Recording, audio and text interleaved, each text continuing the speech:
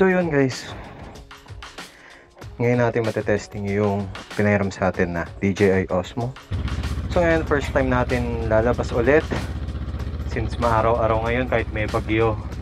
So test natin yung quality ng video and ng audio. Na ngayon, yung audio ngayon is naka-connect using my Freedcon intercom papunta sa cellphone, naka-Bluetooth. Sana mas malinaw nyo ako naririnig compared sa environment sound, sa ambient sound. First gear and head check. Let's go.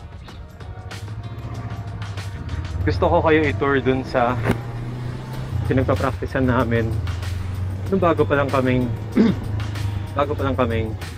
nagmomotor. Kaming dalawa ni Reynald yung sabay nagpa-practice dito sa subdivision namin using the XSR 155 and yung PG1. So, this is the fifth day na nasa atin yung Honda CL500. Kahapon lang tayo hindi nakapag-ride kasi medyo maulan kahapon. Well, hindi medyo. Talaga naramdaman natin yung bagyo. And sabi nila mas lumakas ngayon ng bagyo pero mukhang sa norte lang talaga tumama ang bagyo ngayon. And dito sa atin sa Rizal, Calabarzon is cloudy siya ngayon, pero so far parang 1 hour nang lumabas si Haring Araw, kaya napag-desisyonan kong umakyat dito sa bundok sa subdivision namin para naman makipakita sa inyo yung pinagpa-practicean namin.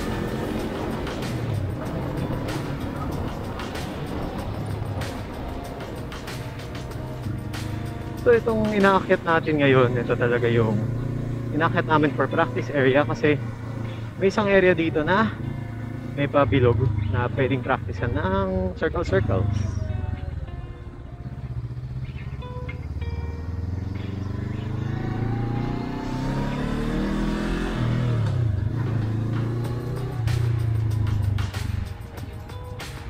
Medyo mababa na dito. May aso. Huwag ka mga habal aso. Huwag ka mga habal aso. Chillan tayo. Tropa tayo. And ito na yung circle na sinasabi ko kung saan kami nagpa-practice. Yan. Sasaglit lang tayo dito kasi mainit, pero tigil natin yung ito. And kita nyo naman kung ba't dito kami nagpa-practice. Kasi yan, may paikot dito. Tapos konti lang yung bahay, di tayo ko na makaka-istorbo. Kaya dito kami nagpa-practice ng itong bilog na to. Dito kami umiikot. Alright.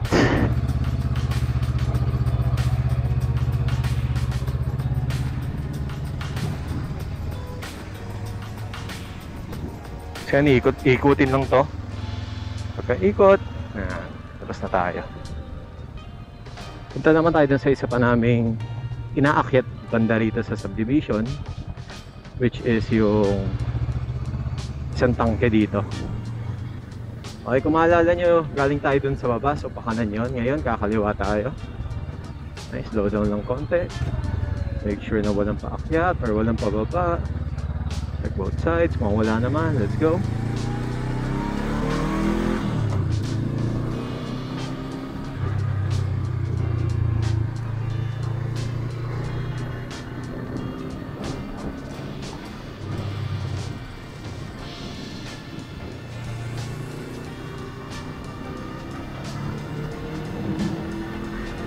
Medyo kumulimlim, pero okay lang yan. So we officially surpassed 100 km dito sa motor na to. Let's go! 100 kilometers na natakbo natin sa CL500, and so far ang saya niya. Torque na motor siya, so street use sobrang good siya. Ano pa masasabi ko? Handling! Sobrang dali niya i-handle, iliko-liko. magaan yung motor. Comparing it to other big bikes, magaan siya kasi ang wet weight, curb weight, or weight pagka full tank ang motor, itong CL500 is around 190 kilos lang. Kaya so far nag-enjoy ako gamitin to as a beginner rider. Kasi ako 6 months pa lang experience ko, medyo torquey siya. Pero kasi sa gaan nito, mas madali siyang dalhin. And even though scrambler build siya, hindi siya ganun kataas. It only has a seat height of around 790 mm. Ano siya, nasa lower side of things, especially if consider natin na scrambler siya.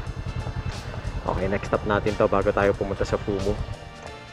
So ito yung isa namin pinupuntahan, parang ito yung last stop namin bago kami pahinga after ng practice doon.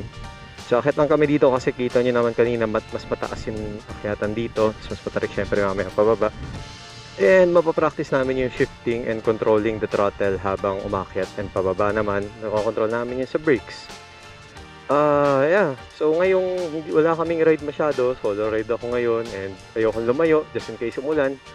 Gusto ko lang itakbo yung motor. Pag matagal ka kasi hindi nagmo-motor, pag matagal mo hindi ginamit yung motor mo or hindi ka nag-practice ng motor, tumitigas yung katawan, hindi na siya yung comfortable sa pagpapatakbo ng motor, sa pag-handle, sa pag-balance. Ngayon, sa first week of owning CL500, kinikilala ko pa siya. Kinikilala ko pa yung proper riding position ko kasi ngayon, pansin ko yung tuhod ko nandito eh. Ang gusto ko sana tuhod ko dito nakapwesto.